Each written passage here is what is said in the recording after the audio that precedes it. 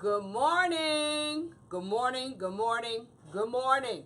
It is Knowledge by Nikki with 1K at 9 a.m. Knowledge by Nikki at 9. And I am here today to talk to you all about staffing. So to all my salon owners out there, it's no such thing that you can't find somebody that works for your vision, for your culture, for whatever it is that you're trying to do next. It's no such thing. Now, let me not downplay that it's not a difficult task to find somebody that really fits your culture, really fits what it is that you're trying to do, but don't give up. There are ways to do it. Corporations do it every day, but the only way to be able to do this, guys, is you first have to know yourself. Okay, let me give you an example.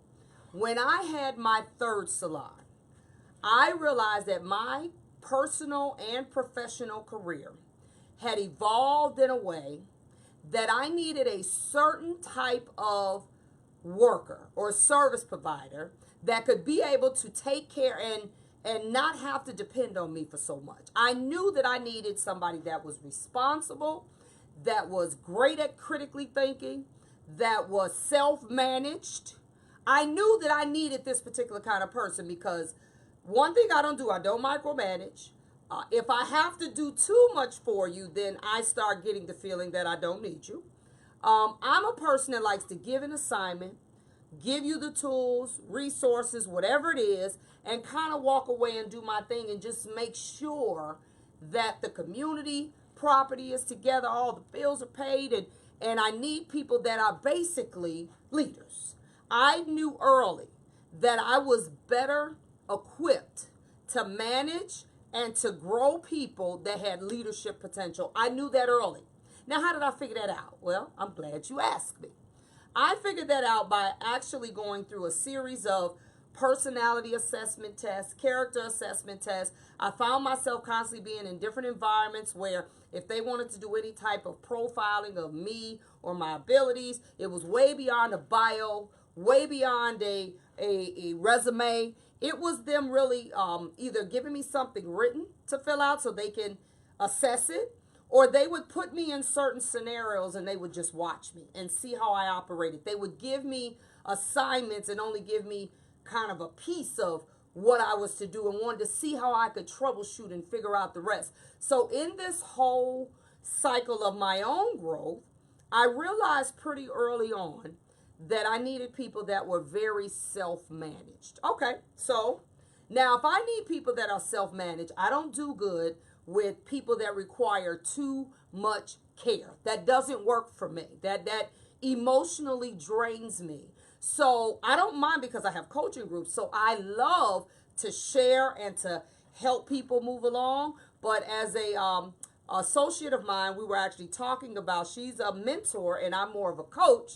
And I told her the way this works, if you were thinking in terms of a baby, and you got 9 months from the time of conception to the time the baby is delivered to get the baby prepared, get the baby ready to do whatever it needs to or have whatever it needs to have, and the mother to be prepared and everybody to be in place. I told her that was kind of her job. Mentors kind of do the 9 month, get you ready, make sure you're emotionally sound, make sure you're eating right and you're healthy and all these other things. And then I come and I birth the baby. I come when a lot of that has been done and I birth the baby. And then I show you how to raise the baby. That's what I learned early that I do. So what does that look like in terms of staff? I'll give you one decision that I made maybe at about the 15th year of owning my salons. And I actually had, did similar things earlier, but it was really crucial at this time because I was busy. My life was expanding. I went into a salon and I had, I think, maybe 7 chairs, 6 other than myself. And I knew for me to have the flexibility that I needed to have, that it was going to be essential for me to hire people that basically had probably at one time been an owner. They probably have been an owner at some point. So what I did was I sat down and I had already learned who I was. That's the first part is you, and I'm going to write that on the board, guys. You have to know who you are. You have to know what you can handle, what you can't handle, the type of people you're more compatible with. You have to, as you're growing to learn this, because a lot of us don't know it when we first come in, you have to, be honest with yourself about some of the things that you are, good or bad, and you have to just start to learn and analyze your relationships and reflect back on the people you had an easier time with, people that made you a little more comfortable in them being a part of your vision. Doesn't mean you have to be clones of each other, but you have to know you. That's the first thing. You have to know who you are. So in this cycle, I sat down, came up with an interviewing criteria based off of what I needed. I also had to look at, I need someone that's pretty regimented because I was a stickler for time. I needed somebody that cared about coming to work on time. I needed somebody that kept their appointments kind of together. They didn't have to be perfect, but not where it's just 1,000 people all over the place and we don't have enough seats and we don't have enough waiting chairs, or you have an age group that brings a lot of children and we don't have the capacity for those amount of children. So I also thought about, who are my clients? Who is my target market? I had to think about all of these things as I'm developing this one right here, my interviewing criteria. That actually had to come first. I would ask people questions. What is the age range of the clients that you actually are, presently servicing? If they said teenagers, I already knew teenagers travel in packs. They like to stand and hover around each other when they're at the chair. That teenagers they brought something different to the business that I could not accommodate. So if they told me that, scratch that off the list. So I had these things that I was looking for. Let me tell you what else I realized. The people that I was looking for that I call self-managed were probably going to be ex-owners. They were people who once used to own a salon. I found that if I targeted people that were maybe in, I would say, the 5 to 10 year ownership period. I didn't want anybody that was brand spanking new, like only owned for a year and a half, because they didn't really get the feel of it. They didn't go through the hard times with it. And I didn't want anybody that owned a salon for 20 or 30 years, because they sometimes will just come in and try to take over because they want to try to redo or do over what they obviously didn't do right. So I looked for someone that was in that 5 to 10 years period, and actually probably more like 5 to 7, that had owned a salon, but for whatever reason, whether it was they couldn't manage it or life or whatever, they had to let it go. I found that person was a perfect person to have the mindset that I needed, so that when I was absent, because I was traveling a lot for work, I know they would handle stuff and not have to call me and ask me, because they were self-managed, because they had already been in that position before. So I'm just giving you some examples of some of the things you're going to have to do. You're going to have to, first off, you're going to have to know really who you are. I mean, really who you are, because at the end of the day, we spend a lot of time in salons. We're talking 8, 10, 12, 14, 16, some people more. And we're spending a lot of time together.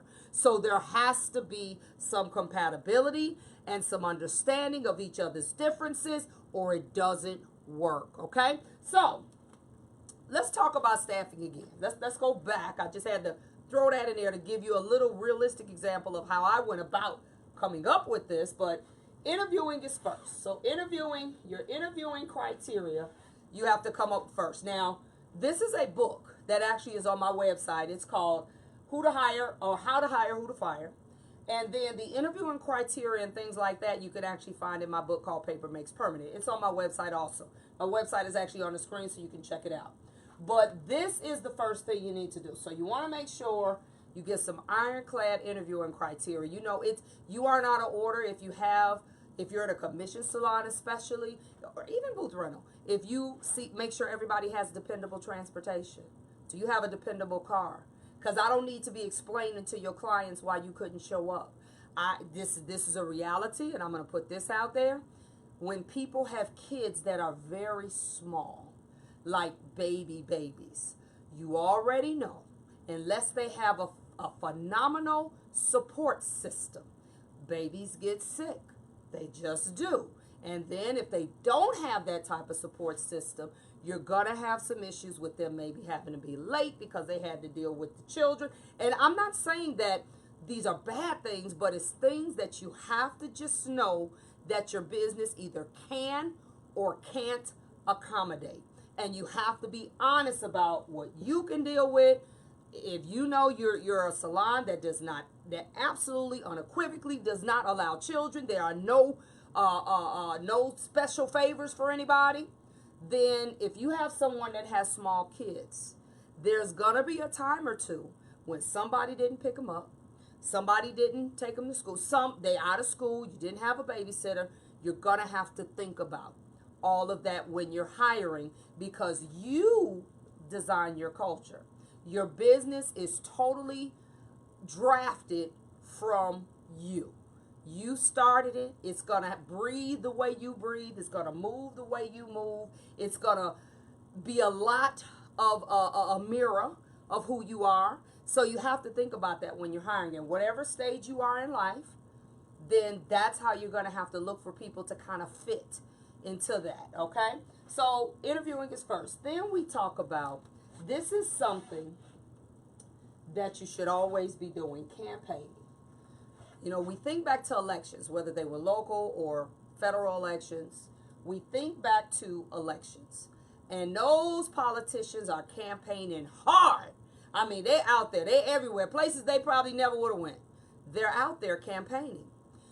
You have to always be campaigning. That means even if you have a full staff, you are always interested in getting potentials for later. People leave, people move, you have to fire them, life happens. But when you start campaigning, just like a politician, you have to have a tagline. You have to have something that you stand for. You have to have something that you deliver when you're speaking, what represents what you're about. You got to have something to tell people that if you come here, I am about this, that. You know, we offer 24/7 key entry. We offer classes every month. We offer extended training that the owner splits the tab with you, whatever. I'm just naming things. We offer paid vacations. You know, on your birthday, you get booth rental for free on holidays. We even allow your family to have discounts on products and whatever. There are many things that you can do. But when you're campaigning, you have to know, what is it that I'm about? And it's, you know, this is so watered down now. It has to be more than we're just, if you want a professional environment. Everybody says that. I have seen that on the window or under the sign of a salon, and I walk in and there's nothing professional about it. So what does that mean? You have to go a little deeper than that. I've been to salons where they said everything, you know, their tagline or their message under their sign name was something to do with professionalism, or their Facebook page says something to do with professionalism. Yet 90% of the people working there don't have a license. So that means they aren't really professional yet. You understand? So you have to figure out what works for your campaign. You might have a slogan, whatever your message is. You can get, you know, little things. It doesn't have to be long. It doesn't have to be a whole book. Think about an elevator pitch. Something, if you got on an elevator with somebody and say you had to go 50 floors or so, and they were a stylist, and you were like, oh, okay, like your hair. They say, I like yours too. And they say, you know, where do you get it done? You say, oh, I'm a stylist, and I own a salon over here, XYZ. And what about you? They say, oh, matter of fact, I'm a stylist also, and it's interesting you say you're over there. I'm looking for somewhere to work. What is it that you know, talk to me a little bit about your salon. You got to get it out. You got to get that out real quick in that elevator pitch. So you got to get something that at least will make them want to talk to you later. So you got to be campaigning. For those of you all that don't have a salon, you need to be out here beating the streets, promoting, whether you're going to get people directly out of school, or if you go to classes where obviously salon professionals are, you need to be there, working the room. You need to be literally fully staffed by the time you open your doors. And if you work it hard enough, You can. This is what politicians do. They're working a year or two before they actually even know if they're going to get the job, spending money that they don't even know they're going to need because they may or may not win, or they don't know if they're going to benefit from it, should I say. So campaigning is done, and it's always done, even as your business is growing.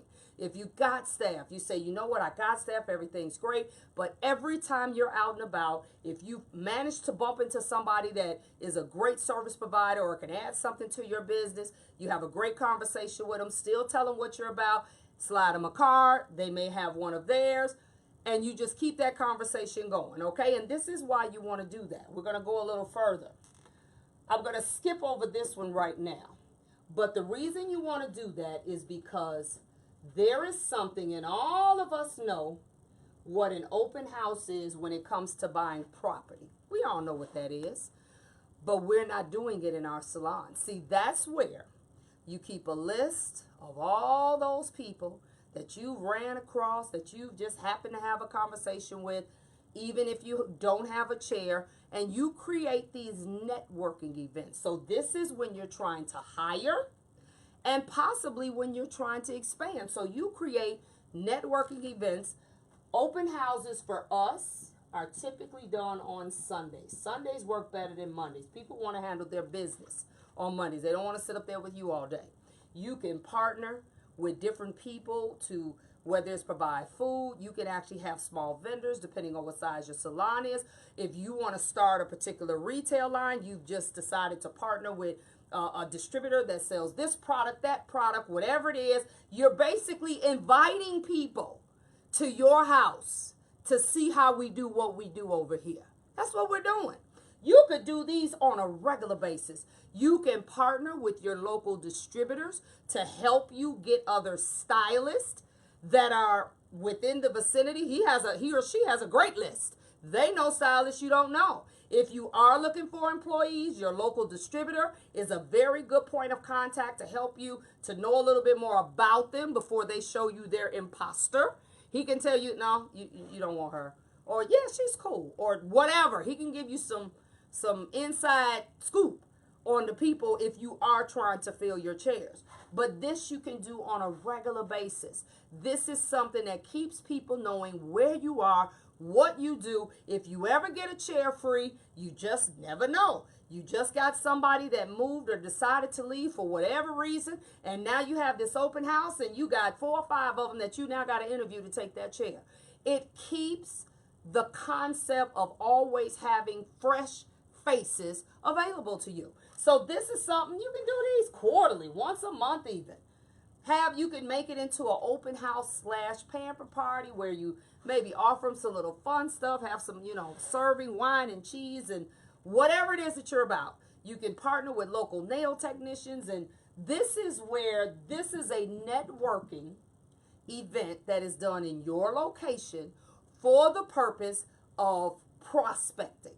That is what you're doing. You're still looking at what the market has to offer. You may have somebody you really need to fire, but you don't want to lose that revenue. So you're like, okay, I know I'm going to have to fire them. That's what corporate does. Trust me, before they give you your pink slip, before they give you your walking papers, before they walk half the staff out and they had no idea they were losing their jobs, they figured out what they're going to do to either replace that income or replace you so that someone can continue to do your job. Oh, they don't just wake up and fire people.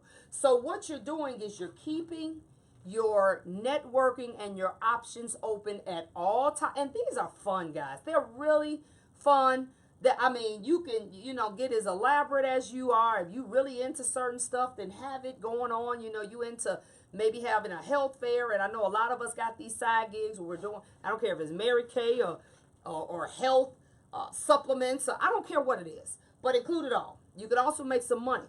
Okay, this also is another great way to make some money. So this is something you need to look at also. Then we talk about getting the list.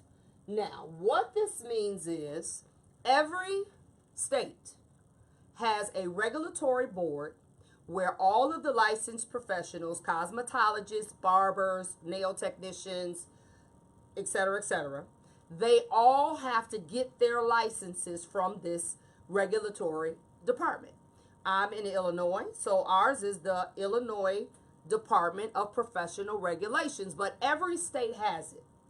Every state has the entire list, whether it's addresses, phone numbers, emails, whatever it is. They have all the information that they pretty much can have on every licensed professional in the state. Now, this list is not as easy as it used to be. It used to be as simple as just going, calling them up or going to wherever they are, because sometimes you might have to travel to the actual office and saying, look, I want to buy your list for every licensed professional in the state. I'll use my state, Illinois.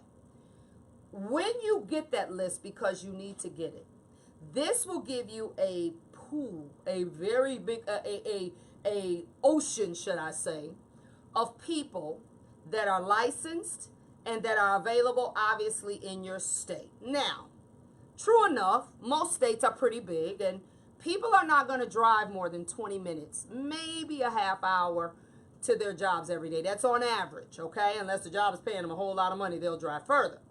So when you get this list, the goal is to narrow down or filter down this list to a 20 to 30 mile radius. That means all sides, north, south, east, and west, from your zip code.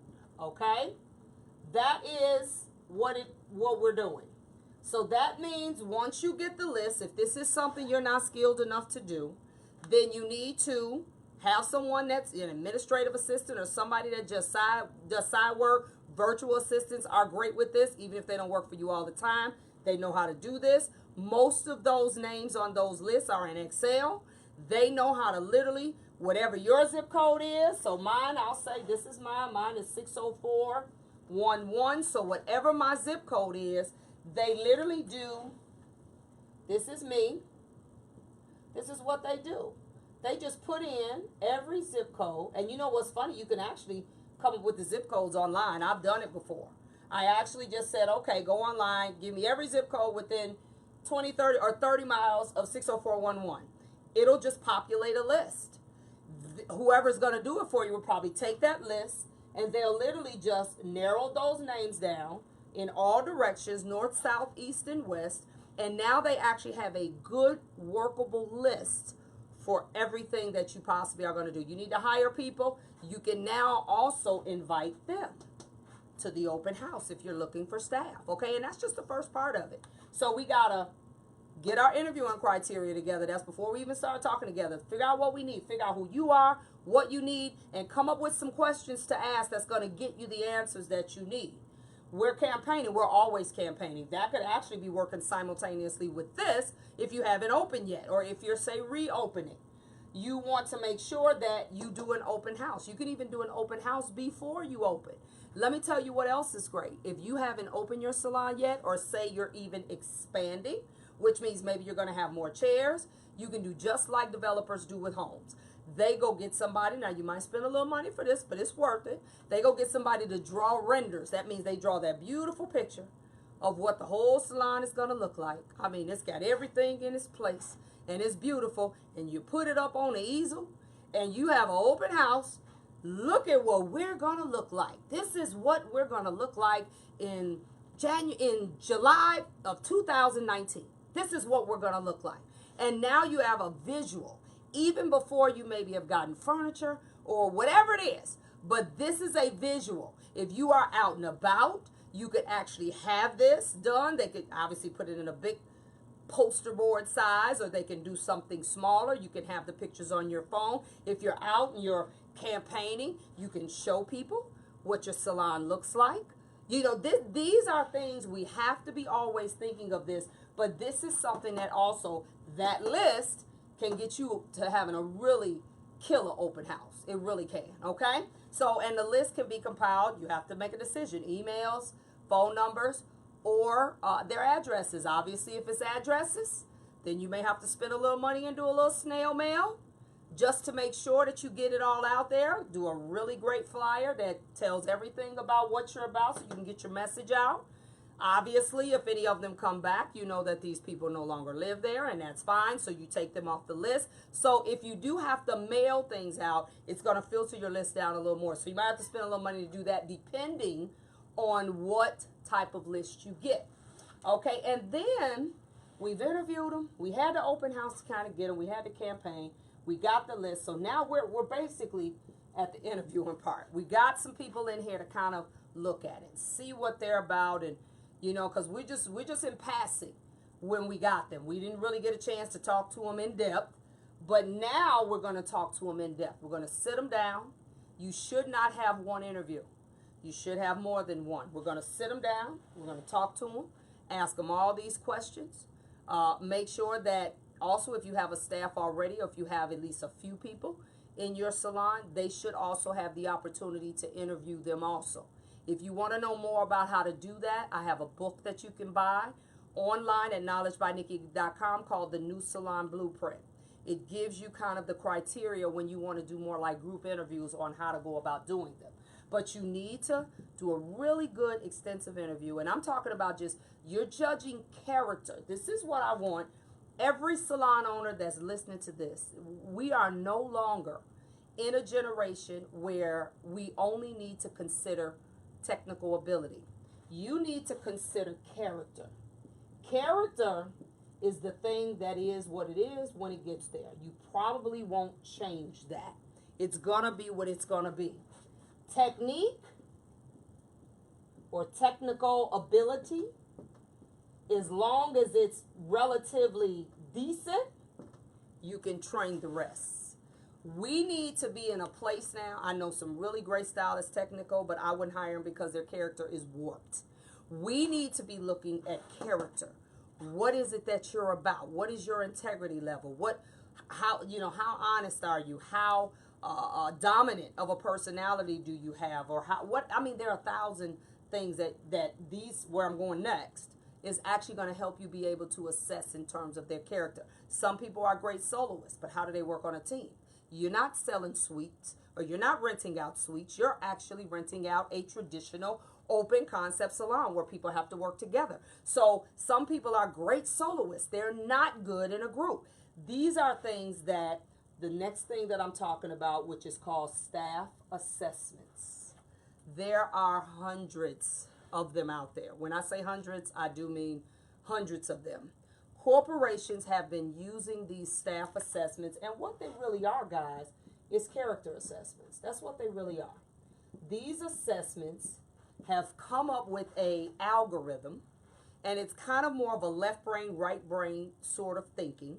And they've been able to kind of figure out by asking you these really just basic questions that aren't really about anything. They've been able to figure out certain things that you would and you wouldn't do, certain characteristics, how you handle stress, how is your aggression control when you get angry, do you blow a gasket and start flipping tables and throwing curling irons, and how do you handle, are you reactive, are you proactive? These are the type of things. When you're working with somebody every day, you're going to want to know more of this than that. You are. Now, I'm not saying hire people that are technically just terrible, but this should not be the first and only thing that we do. And this is what's been happening in salons forever. What do? You come in, talk to them for a little bit, have them do a demo. That's it. You really have not tried to learn a little bit more about who they are as people. That's the key, because you all are there together a very long time together. So these are the things that literally can make or break your business. I have seen technically proficient people totally destroy a culture in a business because they were just cancer. They were cancerous people that, and I'm going to tell you, I have watched it.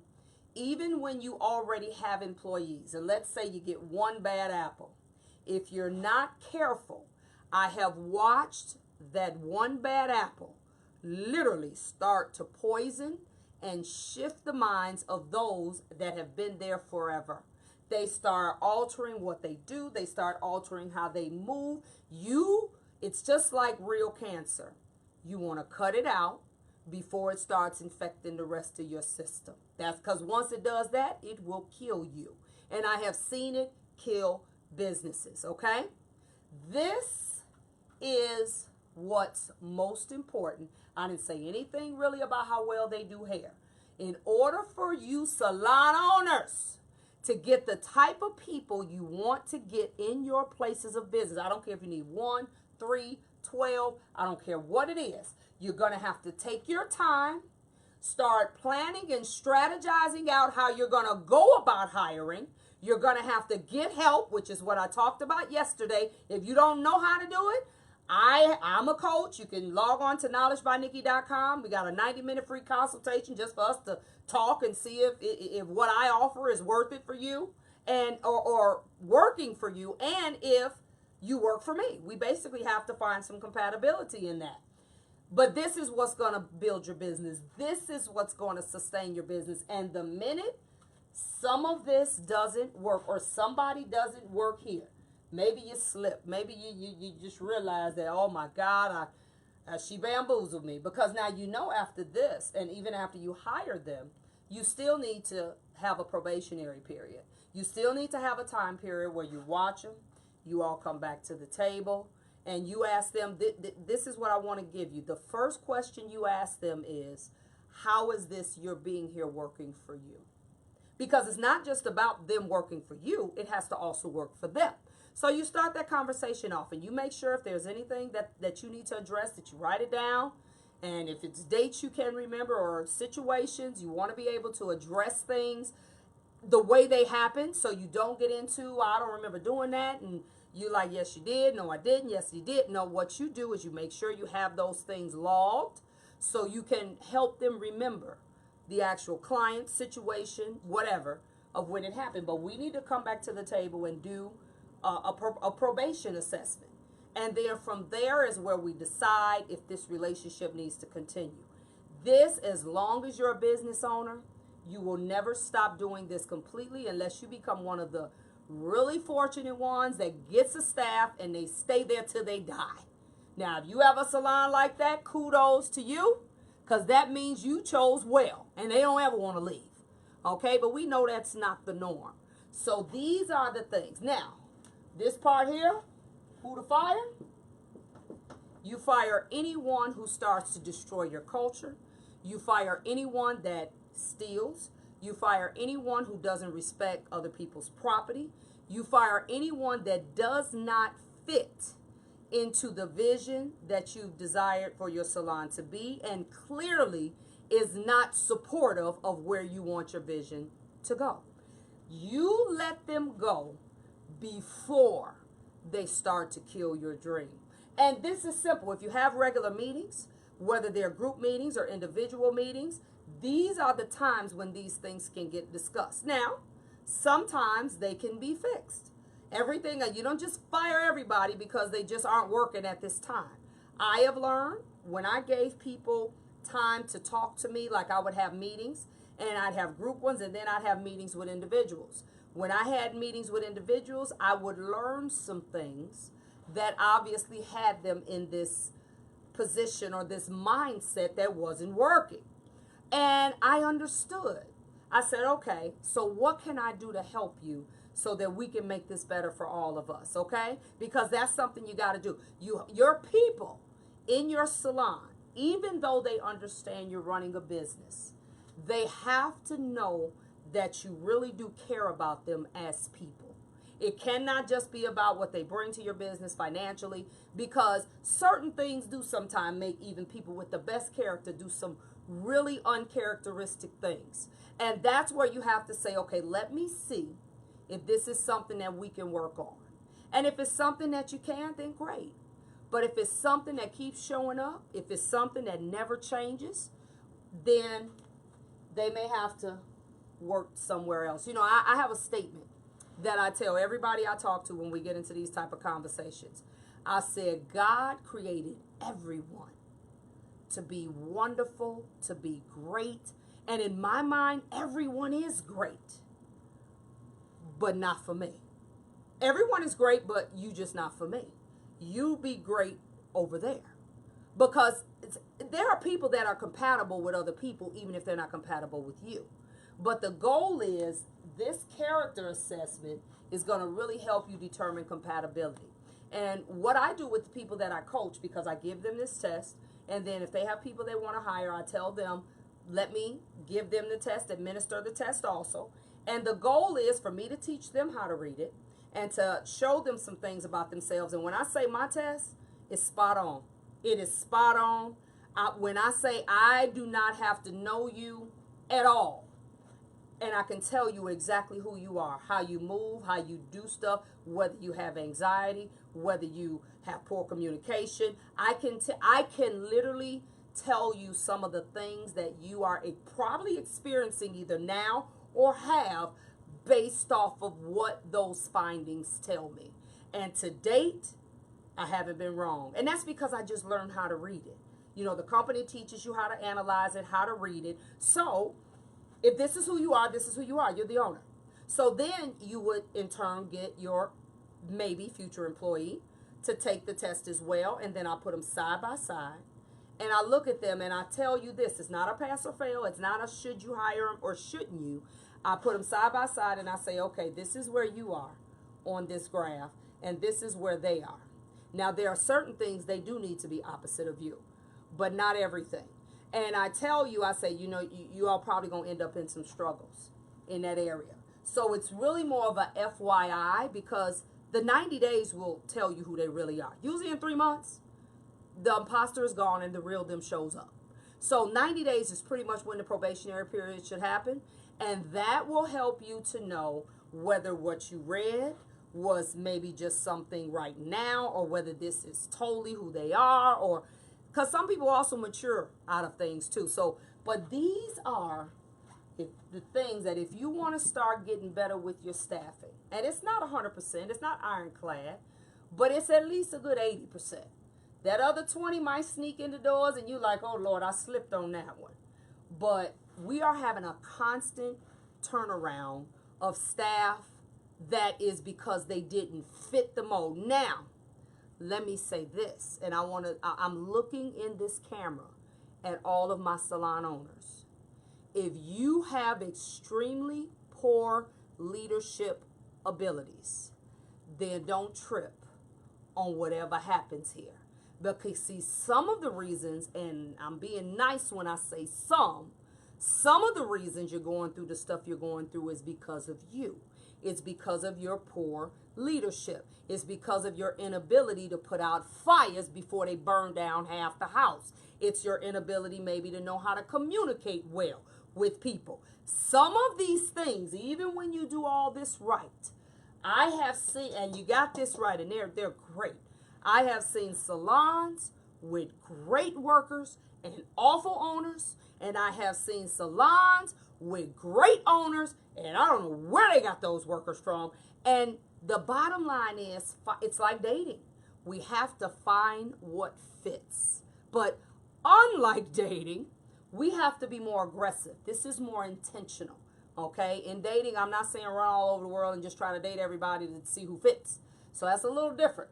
But we do have to look at character. We have to look at what's the 5-year game plan for you. What is it that you're trying to do here? And let me give you all one tip before I go off of this live. I like to know what a person's goals are. If you say you want to open a salon, if you say you want to start your own product line, I don't really care what it is. Let me tell you something that is a reality today, owners, is that a lot of especially the millennials, a lot of the younger people today, they really don't want to work for you long. They want to work for someone because they have to, long enough just to get what they need, and then they're going to move on. So if you find that they have some other goals and some other dreams, support them in it. Don't have them feeling like they got to sneak to talk about stuff and to do stuff, and they feel bad about the fact that they actually want to leave and go open their own business, because it's not always personal. These were their dreams when they came there. And if you put them in a situation where they're not comfortable expressing their intentions, I'm not saying they walk around with a sign on their back every day talking about it, but if you don't do that, This is where I see things happen like walkouts because people don't feel like they can be open with it. So they get in the back in the break room and they talking and they start campaigning for your people. And they start seeing who they can take out the door with them. Okay, and I'm not saying this is always the reason why this happens, but a lot of times it is. If you find out, matter of fact, if they're nervous about telling you, make it part of your interviewing criteria. Have you ever thought about owning your own salon? And if they say, yeah, how soon? How soon would you like to own? They may say 5 years. How about this? While you're here, I'm going to pull you in and I'm going to show you some of the things that I do or make sure that you're aware of some of the things that come with salon ownership. While you're growing, you're going to also be learning from the back end without having to carry the responsibility of how this thing goes. I guarantee you, unless it is a person with extremely warped character, they're going to appreciate that. And then they ain't got to sneak no more. It's not a secret. I don't have to be in the back room quarterbacking trying to get everybody I can and we all gonna roll up out of here on a Saturday one day when we know the boss is gone or the owner is gone. She gonna come back and all the stations gonna be cleaned out and we just not gonna be here. Okay, so these are some of the things, because nothing is ironclad, but these are some of the things that can prevent those type of things from happening. Okay, so this is what I want everybody to understand about staffing. Staffing is not as hard as we're making it, but we got to do the work. When you open a salon, I told you yesterday, you wanted it, you got it. Now, you got to do more than do hair. You got to work your business or it will just exist. And I tell you, if you don't create the culture, it will create itself. So you have to manage and control what that looks like, all right? So this is Knowledge by Nikki with 1K. That's at knowledgebynikki.com. So look me up online. I have salon reference books that talk about all of this stuff, okay? If you have any questions as to what some of the books are about, you can actually text me at my designated text line, which is 800-580-8074. This is a line that it comes directly to my phone, and if you have some questions, if I'm not working at the time, I can answer your questions and see what you need and kind of get you going. If you are interested in getting business help and getting someone to help you figure all this stuff out, then you can go on my website and it has a consultation button. It's free. It's nothing but me and you talking for an hour and a half, for 90 minutes. I ask you questions, you ask me questions, and I try to see what you need and where you are and let you know if there's a way that I can help you and all the things that need to go along with us possibly having a relationship for at least a year. All my programs are a year. They're no longer than a year. And remember, like I told you yesterday, the goal of a coach is to give you all the information, resources, everything that you need to build what you're trying to do, and then it's over. And there's a beginning, there's a middle, and there's an end. So if you are interested, you need some help with this, it's just too much for you to manage on your own, or at least you need somebody to get you started, then go on knowledgebynikki.com with 1K and check it out. All right, this is New Year's Eve, guys. December 18, 2018. Tomorrow we will be in another year, and I thank God and I pray for all of you all to be safe tonight, to make sure that you don't go out and do nothing crazy, because it's enough craziness going on without us contributing to it. But have a safe night. I'm in Chicago. It's cold. So if you're here with me, have a warm night. You might want to stay in a little bit because it gets a little cold. But just enjoy the rest of your day, and I will see you next year, right? And guess what we're going to talk about tomorrow, guys? We're going to talk about money. I actually want to go back. I had so many requests about understanding my savings calendar.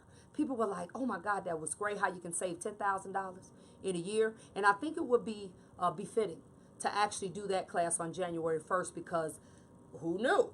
It actually is taking the first 7 days of the year and telling you what to do in the second 7. So it's just a perfect time. So I'm going to actually do that video again, and I'm going to show you how we do it, how we actually can save. Some of y'all ain't never saved a dime, and $10,000 is not a lot of money for what some of you all make. But I just want to get you started. And there's ways in the calendar you can be more aggressive if you need to, but that is tomorrow, or that is not tomorrow, that is Tuesday. Oh, what's today? That today is, I don't know what today is, but it will be actually on January 2nd.